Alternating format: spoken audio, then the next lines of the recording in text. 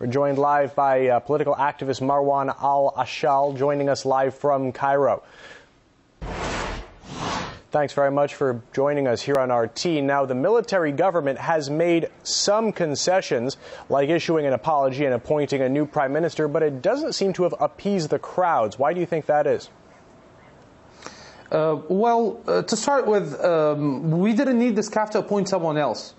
Now, I'm a lawyer, professional in international arbitration, and a political activist as well. And what have been witnessed since the revolution in January, I trust that the SCAF did not understand the demands of the people, or understood and doesn't want to leave power.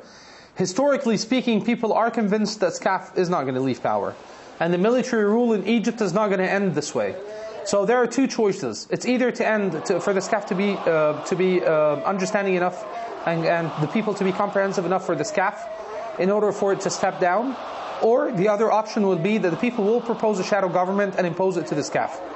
The Ganzouri move to assign an ex-prime minister who had a good reputation would not do any good for the crowd. Again, it is the choices of the SCAF. Just not to forget, and just to keep in mind as a background behind our thoughts, the SCAF was assigned by Mubarak. Anything from Mubarak would as well support him and support his out front and support his regime. So now what the SCAF tried to do is putting the NDP members, the ex-NDP members, in one bundle with the revolution, which should not march. While the main triggers of the revolution on 25th of January were the members of the NDP, who practiced corruption throughout the last elections and has come to power with a paralyzed parliament. The same issue is going to happen again. 70% of the people running to elections this time are ex-NDP members. The NDP, the political party, was dissoluted and the members were not exiled.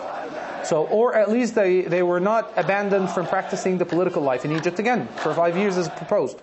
And the treason law was not passed. That means that Mubarak trial is a joke.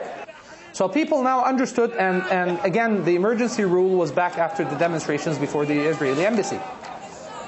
So now what's clear is the SCAF has taken the same path as Mubarak. Everyone knows this for a fact. The bit of respect people had, or the majority of people in the houses had, for the SCAF is collapsing. So I think it's very wise now, in order to keep the revolution white while it's not actually white enough these days, is the SCAF to be smart enough, step down immediately, or the demonstrations will never end. So the demands are very clear: handing over power to a civil committee that would guide the country and would have no legitimate superpower, will have the normal legitimate power of the president, and the SCAF is currently replacing the parliament and replacing the president. And the executive authority represented in the government was led by Sharaf, who was the front line that the SCAF is using to confront the people. And they claim that he's from Tahrir and he's the son of the revolution and all that alibis. I have to jump in here with one more question. Initially, sure, there were reports that the Muslim Brotherhood was behind the protests. Now we hear that they've formed an alliance with the military council. What do you think is behind this move? I don't think that there are allies made with anyone, but now people at Tahrir are the individual Egyptians. These are the normal Egyptians who do not have any political orientation anywhere and want the freedom and want the best for Egypt.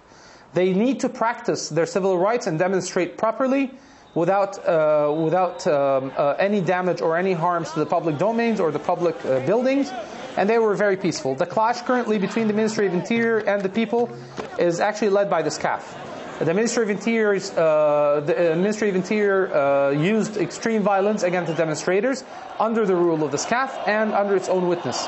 Now, people were killed by internationally banned weapons, and I think there has to be an international trial. I think Dr. Sharif Bassiouni is currently working on this, and we'll have trials like Nuremberg and Tokyo's in Tahrir Square to execute the old regime and the Mubarak regime, and as well the members of the SCAF that involved in the last incidents. I think the lives are not going to go in vain. Unfortunately, I'm sorry, we have to leave it there. We run out of time, but I appreciate your thoughts. Political analyst, activist Marwan Al Ashaal, thank you for joining us. Thank you very much.